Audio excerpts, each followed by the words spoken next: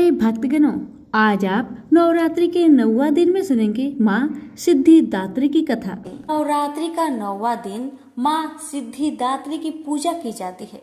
सिद्धि का अर्थ है अलौकिक शक्ति और दात्री का अर्थ दाता या प्रदान करने वाली होता है।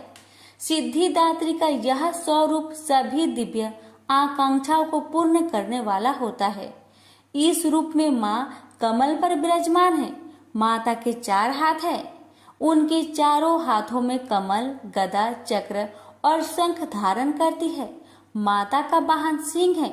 माता अज्ञानता दूर करने वाली है। ज्ञानों के अनुसार माँ सिद्धिदात्री की पूजा करने से अनिमा, महिमा, गरिमा, लघिमा, प्राप्ति, परकाम्य, ईशित्व और वशिष्ठत्व 8 सिद्धियां प्राप्त होती है और असंतोष, आलस्य, ईर्ष्या, द्वेष आदि से छुटकारा मिलता है। माँ सिद्धिदात्री की कथा। पुराणों के अनुसार भगवान शिव ने माँ सिद्धिदात्री की पूजा करके सभी प्रकार की सिद्धियों को प्राप्त किया था। उनका आधा शरीर स्त्री का हो गया था, इसलिए उन्हें अर्ध नारेश्वर के नाम से भी जाना जाता है। एक समय पे जब सृष्टि में अंधकार छा गया था, तब एक दिव्य शक्ति ने जन्म लिया जो महाशक्ति के अलावा कोई नहीं थी। देवी शक्ति ने ब्रह्मा, विष्णु और महादेव की त्रिमूर्ति को जन्म दिया और तीनों को दुनिया के लिए अपने कर्तव्य को निभाने के लिए अपनी भूमिकाओं को समझाने की सलाह दी। उनके कहे अनुसार त्रिदेव एक महासागर के किनारे बैठ गए और कई वर्षों तक तपस्या की।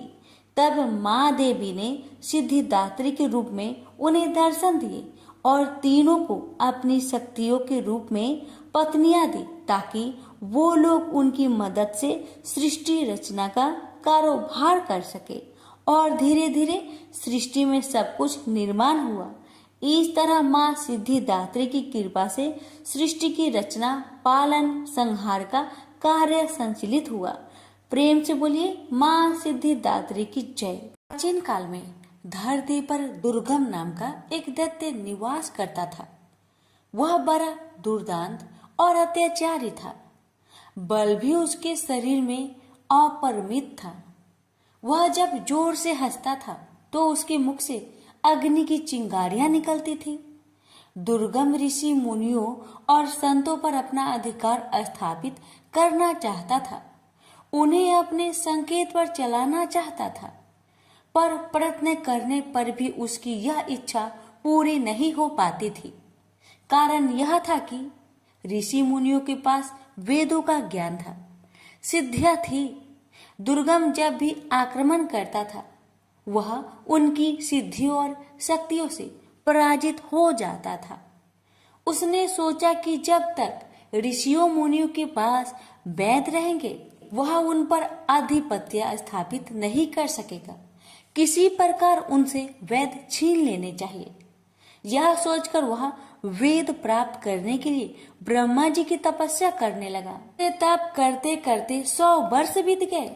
उसकी कठिन तपस्या को देखकर ऋषि मुनि भयभीत हो उठे। वेदों के पंडित कांपने लगे। उन्होंने एक साथ मिलकर दुर्गम के तप को भंग करने का बड़ा प्रयत्न किया, पर दुर्गम हिमालय की तरह अपने स्थान पर अडिग बना रहा। दुर्गम ने अविचलित रूप से 1000 वर्षों तक तप किया। आखिर ब्रह्मा जी का आसन हिला। उन्होंने प्रकट होकर दुर्गम से कहा, वत्स, मैं तुम्हारी तपस्या से प्रसन्न हूँ, बोलो तुम्हें क्या चाहिए। दुर्गम ने ब्रह्मा जी को प्रणाम करते हुए कहा, भगवान, यदि आप मेरी तपस्या से प्रसन्न हैं, तो मुझे वेद चाहिए। ब्रह्मा जी वरदान देकर चले गए। वेद दुर्गम के पास आ गए। ऋषि मुनि वेद ज्ञान से वंचित हो गए। उनकी सिद्धियां और शक्तियां लुप्त हो गई। यज्ञ बंद हो गए। यज्ञों में दी जाने वाली हवियां भी बंद हो गई। हवियों से परिपुष्ट होने वाले देवता निर्बल हो गए। दुर्गम ने देवलोक पर आक्रमण करके सहज ही उसे अपने अधिकार में ले लिया। देवता देवलोक छोड़कर भाग गए। उधर धरती पर पानी न बरसने के कारण अकाल पड़ गया। मनुष्य, पशु, पंछी सभी जल और अन्न के अभाव में भूखे मरने लगे। चारों ओर हाहाकार मच गया। भूख से व्याकुल प्रजा राजा के द्वार पर पहुंची, पर राजा के भंडार में भी अन्न का नाम तक नहीं था। राजा दुखी प्रजा जनों के साथ ऋषियों के पास गया। ऋषियों ने कहा, राजन, हम क्या कर सकते हैं? हम वेद मंत्रों को भूल गए हैं। ब्रह्मा जी के वरदान से वे दुर्गम के पास चले गए हैं। पृथ्वी पर न यज्ञ हो रहे हैं, न देवताओं को हविया दी जा रही है। देवता निर्बल हो गए हैं, वे भी कुछ नहीं कर सकते। इस महासंकट को दूर करने के लिए क्या किया जाए, सोच विचार होने लगा। आखिर में निश्चय हुआ कि हम सबको शक्ति की आराधना करनी चाहिए। राजा, प्रजाजन, ऋषि मुनि नदी तट पर उपस्थित हुए और अंतरकंठ से देवी को पुकारने लगे, माँ, हम दुखियों की रक्षा करो, हम तुम्हारी शरण में हैं। इस महाभयानक संकट की घड़ी में तुम्हें छोड़कर हमारा और कौन सहायक है? हे जगजननी, हम पर दया करो, हमें इस संकट से उबारो। अंतरकंठों की पुकार से भगवती दुर्गा द्रवित हो उठी। वे 1000 भुजाओं के साथ प्रकट हुई। उनके बहुत से नेत्र थे। वे अपने हाथों में भांति भांति के अस्त्र शस्त्र धारण की हुई थी। उनकी आंखों से आंसुओं की बूंदें गिरने लगी। उन बूंदों ने प्रचंड धारा का रूप धारण कर लिया। धारा वेग से ऊपर उठी और देवलोक में जा पहुंची। दुर्गम उस प्रचंड धारा को देखकर भयभीत हो उठा। वह देवलोक छोड़कर भाग खड़ा हुआ। उसके हाथ से वेद छूट गए। धारा वेदों को लेकर धरती पर लौट आई। उसने वेदों को ऋषि मुनियों को सौंप दिया। ऋषि मुनियों ने माँ दुर्गा से प्रार्थना की, माँ, अब आप हमें छोड़कर न जाए, या धरती पर निवास कीजिए। भगवती दुर्गा ने ऋषि मुनियों की प्रार्थना स्वीकार कर ली। वे अपने लोक में न जाकर धरती पर ही रह गई। कहते हैं, सहारनपुर की शाकंभरी देवी वही देवी है जिनकी आंसुओं की प्रचंड धारा में दुर्गम सदा सदा के लिए लुप्त हो गया था और जिन्होंने उनसे वेद भी छीनकर पुनः ऋषियों को सौंप दिए थे। प्रेम से बोलिए, माँ दुर्गा की जय हो, शाकंभरी देवी की जय हो। ने माँ दुर्गा की एक अन्य कथा, ये कथा है पूजा का प्रसाद। एक ब्राह्मण था, वह बहुत गरीब था। इस दशा में भी वह माँ भगवती की बहुत बड़ा भक्त था। उसकी पत्नी भी भोली भाली थी। गरीबी की दिन बिताते हुए उसने पति से कभी कुछ नहीं कहा। ब्राह्मण की एक बेटी थी, वह बड़ी सुंदर और चतुर थी।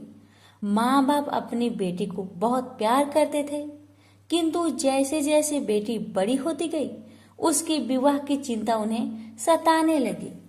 एक समय की बात है कि रात बहुत अंधेरी थी। झमझमाझम बरसते पानी में जब आकाश में बादल गरज रहे थे, तभी किसी ने ब्राह्मण का दरवाजा खटखटाया।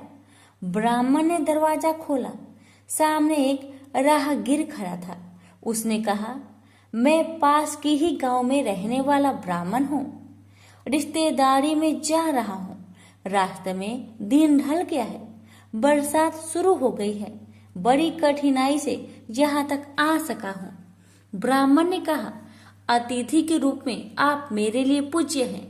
घर में जो कुछ रूखा सूखा है उसे खाकर संतोष करें।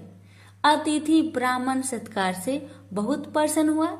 बातों बातों में उसे ब्राह्मण की गरीबी और बेटी के विवाह की चिंता की भनक पड़ गई।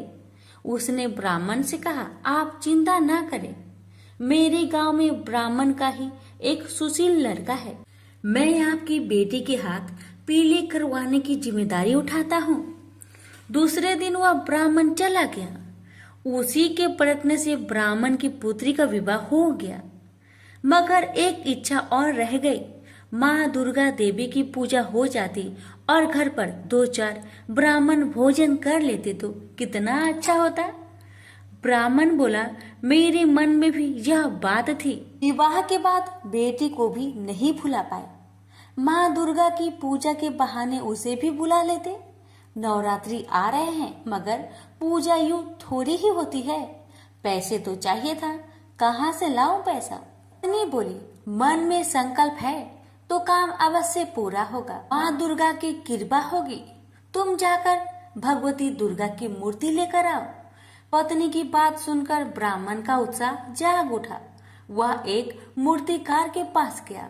मूर्ति का दाम पूछा तो चौंक पड़ा। मूर्ति महंगी थी। ब्राह्मण निराश होकर लौटने लगा। मूर्तिकार सज्जन व्यक्ति था। वह ब्राह्मण की व्यवस्था तार गया।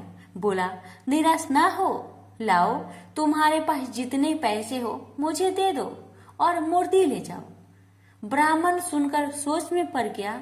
जेब टटोली, उसमें केवल 1 रुपया था, जबकि मूर्ति 10 रुपए की थी। परंतु मूर्तिकार ने उससे 1 रुपए में ही दुर्गा माता की मूर्ति दे दी। घर आकर पत्नी को दुर्गा की मूर्ति दिखाई, लेकिन उस समय पत्नी बीमार थी। ब्राह्मण अकेले ही तैयारी में जुट गया।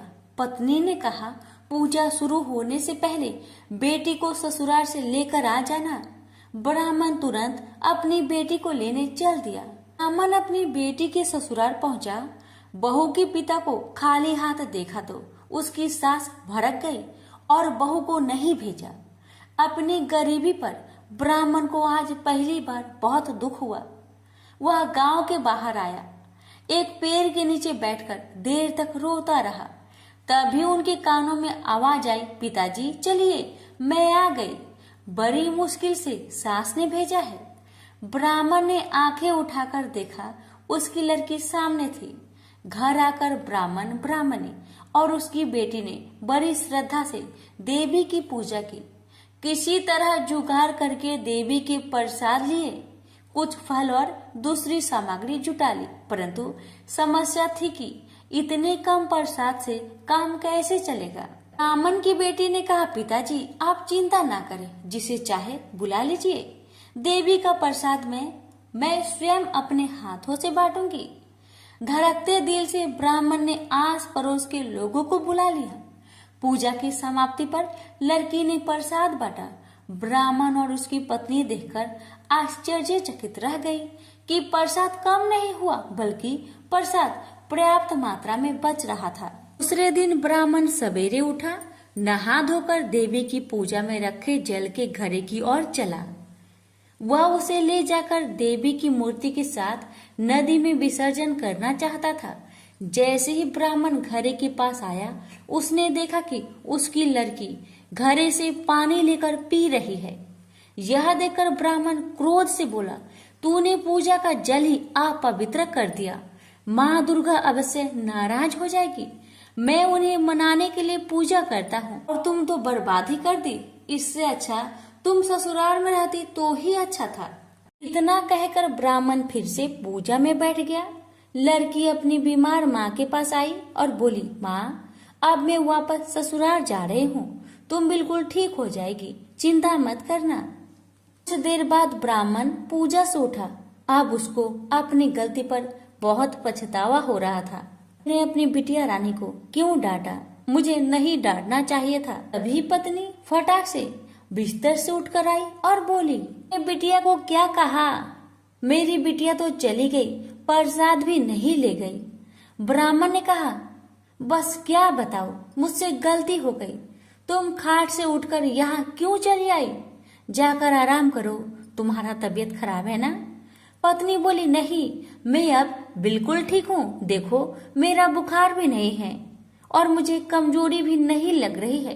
तुम प्रसाद के कुछ फल ले जाओ और मेरी बेटी के ससुराल में देकर आओ। पत्नी की बात सुनकर ब्राह्मण देवी की पूजा का फल लेकर तुरंत घर से निकल गया और बेटी के ससुराल में पहुंचा। बेटी से जाकर कहा, अरे तुम नाराज होकर चली आई, तुम प्रसाद भी लेकर नहीं आई। बेटी, माँ बाप से कोई इस तरह नाराज नहीं होता है। पिता की बात सुनकर बेटी ने कहा, पिताजी मैं तो यही थी, आपके साथ गई ही नहीं। लड़की बोली, अब ब्राह्मण का सर चकरा गया। ब्राह्मण ने सारी बात अपनी बेटी को बताई। यह सुनकर सभी चकित रह गए थे। ब्राह्मण बोला, वह और कोई नहीं, माँ दुर्गा ही थी। माँ ने अपने घड़े का जल स्वयं ही पी लिया था, अपनी पूजा का फल स्वयं ही खाए। मैं तो धन्य हो गया। ससुराल वाले भी लज्जित थे कि उन्होंने बहू को उसके मायके में नहीं भेजा। प्रेम से बोलिए माता रानी की जय। सुनिए एक अन्य कथा। ये कथा है माँ दुर्गा से जुड़ी रेवती नक्षत्र की कथा। प्राचीन काल में ऋषित्वक नाम का एक मुनि थे।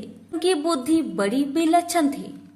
उनके यहाँ समयानुसार पुत्र उत्सव हुआ। रेवती का चौथा चरण गंडात होता है, उसी में उस बालक की उत्पत्ति हुई। मुनि ने उस लड़के की जात कर्म आदि सभी क्रियाएं सविध संपन्न की थी। चूड़ाकरण और उपनयन आदि संस्कार भी संपन्न किए। महात्मा ऋतुवाक के यहाँ जब से उस पुत्र का जन्म हुआ तभी से वे रोग और शोक से चिंतित रहने लगे। क्रोध और लोभ उन्हें सदा घेरे रहते थे। माता की भी यही स्थिति हो गई। उसे निरंतर अनेक रोग सताने लगे। वह उदास होकर चिंता में डूबी रहती थी।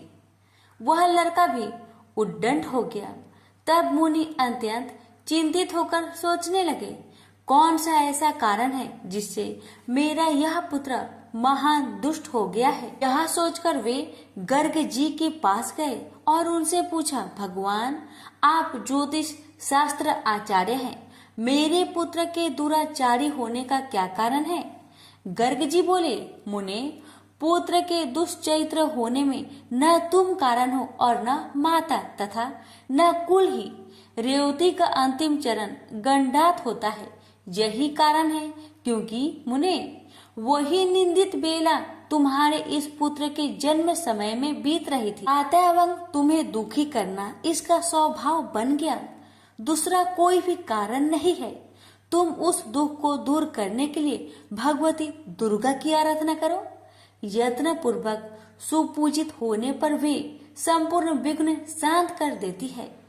गर्ग जी की बात सुनकर ऋतुवाक मुनि क्रोध से मूर्छित हो गए। उन्होंने रेवती को श्राप दिया, वह आकाश से गिर जाए।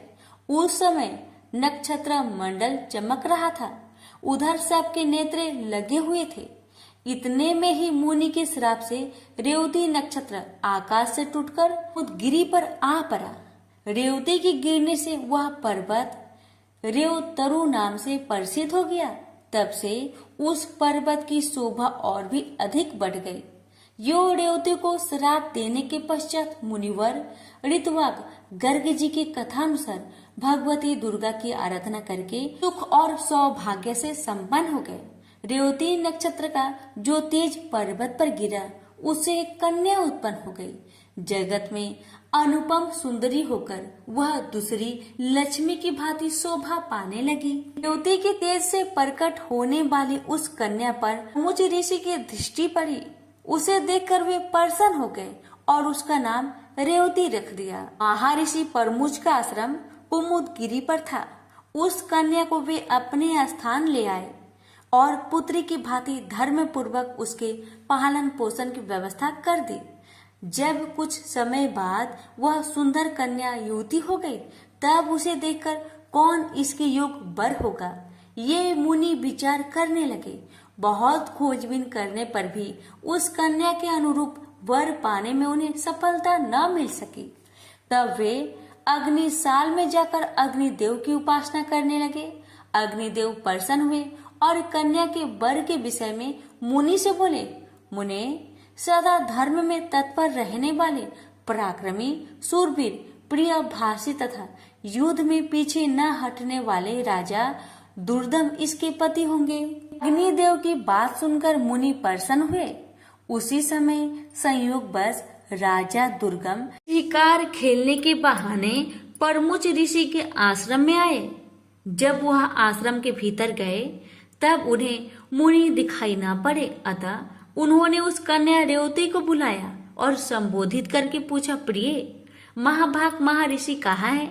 मैं उनके चरणों के दर्शन करना चाहता हूँ। कन्या बोली, महाराज मुनिवर अभी अभी निकलकर अग्निशाला में गए हैं। कन्या की बात सुनकर राजा दुर्दम अग्निशाला के द्वार पर पहुंच गए। वे राजोचित वेशभूषा में थे। नम्रता से उनका मस्तक झुका हुआ था। उन पर मुनि की दृष्टि पड़ी। तब राजा ने मुनि को प्रणाम किया। मुनि ने अपने एक शिष्य से कहा, गौतम, अर्घ्य उपस्थित करो। ये राजा अर्घ्य पाने के अधिकारी है, क्योंकि बहुत दिनों में इनका आगमन हुआ है, और खास बात तो यह है कि यह हमारे जमाता है। यह कहकर मुनि ने उन्हें अर्घ्य दिया और राजा ने उसे स्वीकार भी कर लिया। राजा दुर्दम अर्घ्य आदि के पश्चात आसन पर विराजमान हुए। मुनि ने आशीर्वाद देकर उन्हें संतुष्ट किया और कुशल पूछी। कहा, राजन, तुम्हारी सेना खजाना, त्रिमंडली, भृत्य वर्ग, मंत्री वर्ग, देश, नगर और स्वयं आत्मा में किसी प्रकार की अशांति तो नहीं है। तुम्हारी पत्नी की तो कुशल पूछनी ही नहीं है, क्योंकि वह तो मेरे यहाँ ही ठहरी हुई है। इसी से मैंने उसका समाचार नहीं पूछा। राजा ने कहा, भगवान, आपकी कृपा से सर्वत्र कुशल है, पर मुझे यह बहुत आश्चर्य हो रहा है कि आपने मुझे जमाता कहा है, अतः मेरी कौन सी पत्नी आपके यहाँ है? मुनि बोले, राजन, जो जगत में आदित्य सुंदरी है, वह रेवती नाम की तुम्हारी पत्नी यहाँ है। वह किसी प्रकार तुम्हारी भर्व हुई, यह रहस्य तुम नहीं जानते। राजा ने कहा, प्रभु, की सुभद्रा आदि भार्याएं घर पर है, उन्हीं को मैं जानता हूँ। रेवती के संबंध में तो मैं कुछ भी नहीं जानता। मुनि बोले, राजन, तुमने अभी जिसे प्रिय शब्द से संबोधित किया है, वही तुम्हारी प्रेयसी भार्या है। एक क्षण भी तो नहीं हुआ तुम इसे भूल गए। राजा ने कहा, मुने, आप जो कह रहे हैं वह ठीक है। मैंने वैसे ही प्रिय शब्द कहकर बुलाया। में मेरी कोई भी कुतिजत भावना नहीं थी। इस संबंध में आप मुझ पर अप्रसन्न न हो। मुनि बोले, राजन, तुम ठीक कहते हो। तुम्हारे मन में कोई बुरा विचार नहीं है। तो अग्निदेव की प्रेरणा से तुम्हें ऐसे शब्द का उच्चारण करना पड़ा। इस कन्या के पति कौन होंगे? यह बात अभी मैंने अग्निदेव से पूछी थी। उन्होंने कहा है, राजा दुर्दम कन्या के स्वामी होंगे। इसे कोई नहीं टाल सकता। इसलिए राजन, मैं यह कन्या तुम्हारी सेवा में समर्पित करता हूँ। इसे स्वीकार करो। तुमने इसे प्रिय शब्द से संबोधित किया था। विषय में तो कुछ विचार ही नहीं करना चाहिए। मुनि की बात सुनकर राजा चुप हो गए। अब मुनि उनके विवाह की विधि संपन्न करने की व्यवस्था करने लगे। पानी ग्रहण संस्कार करने के यत्न में संलग्न मुनि को देखकर कन्या ने कहा, पिताजी, उचित तो यह है कि आप मेरा विवाह रेवती नक्षत्र में ही करने की कृपा करें। मुनि बोले, बत्से, अनेकों विवाहिक नक्षत्र हैं, फिर रेवती नक्षत्र में ही क्यों विवाह करें? रेवती तो इस समय नक्षत्र मंडल में है भी नहीं। कन्या ने कहा, रेवती से भिन्न नक्षत्र मेरा विवाह संस्कार सुमोचित न होगा। अतएव मैं आपसे प्रार्थना करती हूँ, इस नक्षत्र में ही मेरी विवाहिक रस्में संपन्न करने की कृपा करें। मुनि बोले, बहुत समय पहले ऋतुवाक मुनि ने रेवती को नक्षत्र मंडल से नीचे गिरा दिया था। अब वहाँ स्थान नहीं रहा है। फिर उसी नक्षत्र में विवाह करने के लिए तुम क्यों जोर दे रही हो? कन्या बोली, क्या केवल ऋतुवाक मुनि ने ही तपस्या की है? मन, वाणी अथवा कर्म से ऐसी तपस्या करने की क्या आप में योग्यता नहीं है? आप तो जगत की रचना करने में समर्थ हैं। मैं आपका तपबल खूब जानती हूँ। अतः आप रेवती को नक्षत्र मंडल में पुनः स्थापित करके उसी नक्षत्र में मेरा विवाह कीजिए। मुनि बोले, तुम्हारा कल्याण हो। तुम जैसा कहती हो ऐसा ही होगा। मैं तुम्हारे लिए आज ही रेवती नक्षत्र को शुभ मार्ग में स्थित करके उसी नक्षत्र में तुम्हारा विवाह संस्कार संपन्न करूंगा। यह कहकर मुनि ने अपनी तपस्या के प्रभाव से उसी समय रेवती को नक्षत्र मंडल में पूर्ववत स्थापित कर दिया। फिर उसी नक्षत्र में वैवाहिक विधि के अनुसार मुनि ने राजा दुर्दम को वह रेवती नामक कन्या सौंप दी। विवाह कर देने के पश्चात मुनि ने राजा से कहा, वीर, तुम्हें क्या पाने की इच्छा है, कहो, उसे मैं पूर्ण करने को उद्धत हूँ। राजा बोले, मुनिवर, मैं स्वयं भू मनु का वंशक हूँ। आपकी कृपा से मुझे मनुवंतर का आदि शास्त्र पुत्र प्राप्त हो, यह मेरी अभिलाषा है। मुनि ने कहा, राजन, यदि तुम्हारी इच्छा ऐसी है तो भगवती दुर्गा की आराधना करो, तब मनवंतर का स्वामी पुत्र तुम्हें अवश्य प्राप्त होगा। श्रीमद् देवी भागवत 5वां पुराण है। उसकी 5 आवृत्तियां श्रवण करने से तुम अपने मन के अनुसार पुत्र प्राप्त कर लोगे। इस रेवती के गर्भ से 5वां यानी रेवत नाम मनु उत्पन्न होगा। मुनि की यो कहने पर राजा ने उनके चरणों में मस्तक झुकाया और अपनी पत्नी को साथ लेकर वे अपने नगर को चले गए और राजगद्दी पर बैठकर उन्होंने शासन आरंभ कर दिया। एक बार महात्मा लोमश जी राजभवन में पधारे। राजा ने प्रणाम करके उनका स्वागत सत्कार किया और हाथ जोड़कर कहा, मुने, आप सर्वसमर्थ है, मुझे पुत्र पाने की इच्छा है, अतः आप श्रीमद् देवी भागवत नाम का पुराण सुनाने की कृपा कीजिए। राजा की बात सुनकर लोमश जी बड़े प्रसन्न हुए और बोले, राजन, तुम धन्य हो, तभी तो त्रिलोक जननी भगवती दुर्गा में तुम्हारी ऐसी भक्ति जागृत हो गई है। जो भगवती जगदम्बिका देवता, दानव और मनुष्य की परम आराध्य है, उनमें जब तुम्हारी भक्ति हो गई तब फिर तुम्हारा कार्य सिद्ध होने में क्या संदेह है। अतएव मैं तुम्हें देवी भगवत पुराण अवश्य सुनाऊंगा। उसके श्रवण मात्र से कोई भी पदार्थ पाने की इच्छा शेष नहीं रहती। यह कहकर लोमश जी ने शुभ मुहूर्त में कथा आरंभ कर दी। समय व्यतीत होने पर भगवती की कृपा से रानी को लोक का कल्याण करने वाला गर्भ ठहर गया। गर्भ की अवधि पूर्ण होने पर ग्रहों के उत्तम युग में रानी ने पुत्र को जन्म दिया। पुत्र जन्म की बात सुनकर राजा की खुशी का ठिकाना न रहा। फिर रेवत नाम से विख्यात वह बालक संपूर्ण क्रियाओं का परगामी, धर्मात्मा, धर्म का प्रवचन एवं अनुष्ठान करने वाला, परम पराक्रमी तथा अस्त्र बेताओं में सर्वश्रेष्ठ निकला। तदंतर ब्रह्मा जी ने रेवत को मनु के पद पर प्रतिष्ठित कर दिया। रेवत मनवंतर के स्वामी बनकर धर्म पूर्वक पृथ्वी पर शासन करने लगे। प्रेम से बोलिए जगदम्बा माता की जय। देवताओं का देवी की स्तुति करना और देवी का देवताओं को वरदान देना। महर्षि मेधा कहते हैं, दैत्य के मारे जाने पर इंद्रादि देवता अग्नि को आगे करके कात्यायनी देवी की स्तुति करने लगे। उस समय अभीष्ट की प्राप्ति के कारण उनके मुख खिले हुए थे। देवताओं ने कहा, हे शरणागतों के दुख दूर करने वाली देवी, तुम प्रसन्न हो जाओ। हे संपूर्ण जगत की माता, तुम प्रसन्न हो जाओ। विधेश्वरी, तुम सबकी रक्षा करो, क्योंकि तुम इस चर और अचर की ईश्वरी हो। देवी, तुम इस संपूर्ण जगत की आधार रूप हो, क्योंकि तुम पृथ्वी रूप में भी स्थित हो और अत्यंत पराक्रम वाली देवी हो। तुम विष्णु की शक्ति हो और विश्व के बीच परम माया हो। तुमने ही यह संपूर्ण जगत मोहित कर रखा है। तुम्हारे प्रसन्न होने पर ही यह पृथ्वी मोक्ष को प्राप्त होती है। हे देवी, संपूर्ण विद्याएं तुम्हारी ही भिन्न भिन्न स्वरूप है। इस जगत में जितनी स्त्रियां हैं वह सब तुम्हारी ही मूर्तियां हैं।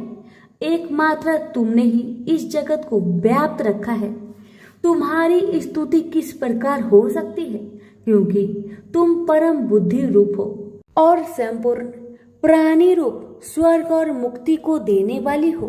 अतः इस रूप में तुम्हारी स्तुति की गई है। तुम्हारी स्तुति के लिए इससे बढ़कर और युक्तियां क्या हो सकती है। संपूर्ण जनों के हृदय में बुद्धि रूप होकर निवास करने वाली स्वर्ग तथा मोक्ष प्रदान करने वाली नारायणी देवी, तुमको नमस्कार है। काला काष्ठा आदि रूप से अवस्था परिवर्तन की और ले जाने वाली तथा प्राणियों का अंत करने वाली नारायणी, तुमको नमस्कार है। हे नारायणी, संपूर्ण मंगलों के मंगल रूप वाली, हे शिवे, हे संपूर्ण प्रयोजनों को सिद्ध करने वाली, हे शरणागत वत्सला, 3 नेत्रों वाली गौरी, तुमको नमस्कार है। सृष्टि स्थिति तथा संहार की शक्ति भूता सनातनी देवी, गुणों का आधार यथा सर्व सुखमयी नारायणी तुमको नमस्कार है।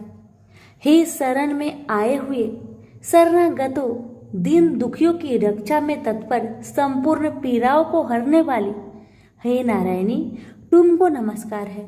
नारायणी, तुम ब्राह्मणी का रूप धारण करके हंसों से जुटे हुए विमान पर बैठती हो तथा कुशा अभिमंत्रित जल छिड़कती रहती हो, तुम्हें नमस्कार है। महेश्वरी रूप से त्रिशूल, चंद्रमा और सर्पों को धारण करने वाली हे महावृषभ वाहन वाली नारायणी तुम्हें नमस्कार है। मोरों तथा कुकटों से घिरी रहने वाली महाशक्ति को धारण करने वाली कौमारी रूप धारिणी निष्पाप नारायणी तुम्हें नमस्कार है। शंख, चक्र, गदा और शंख धनुष रूपा आयुधों को धारण करने वाली वैष्णवी शक्ति रूप नारायणी तुम हम पर प्रसन्न हो, तुम्हें नमस्कार है। दांतों से पृथ्वी धारण करने वाली वरा रूपिणी कल्याणमयी नारायणी तुम्हें नमस्कार है। उग्र नरसिंह रूप दैत्यों को मारने वाली, त्रिभुवन की रक्षा में संलग्न रहने वाली नारायणी तुम्हें नमस्कार है। मस्तक पर किरीट और हाथों में महावज्र धारण करने वाली, सहस्त्र नेत्रों के कारण उज्ज्वल वृत्तासुर के प्राण हरने वाली ऐन्द्री हे नारायणी तुम्हें नमस्कार है। हे शिवदूती, स्वरूप से दैत्यों की महासेना को नष्ट करने वाली, हे घोर रूप वाली, हे महाशब्द वाली हे नारायणी तुम्हें नमस्कार है।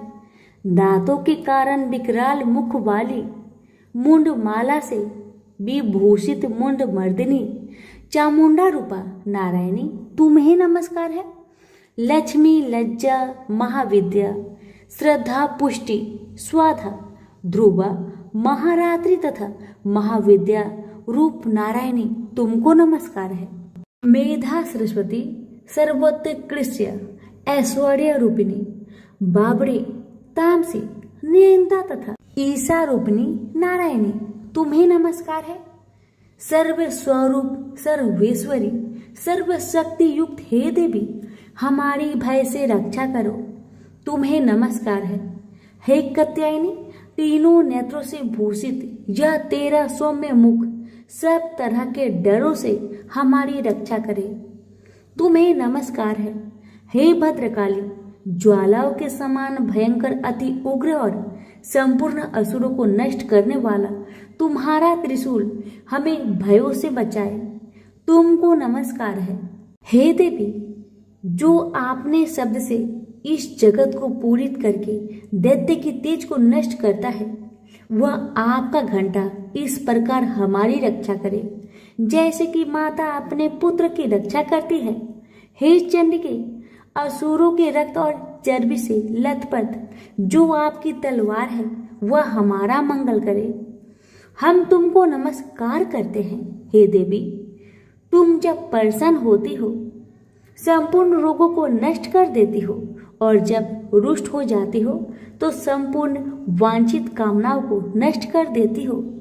जो मनुष्य तुम्हारी शरण में आते हैं उन पर कभी विपत्ति नहीं आती, बल्कि तुम्हारी शरण में गए हुए मनुष्य दूसरों को आश्रय देने योग्य हो जाते हैं। अनेक रूप से बहुत प्रकार की मूर्तियों को धारण करके दुष्ट धर्मद्रोही असुरों का तुमने संहार किया, वह तुम्हारे सिवा और कौन कर सकता है माता।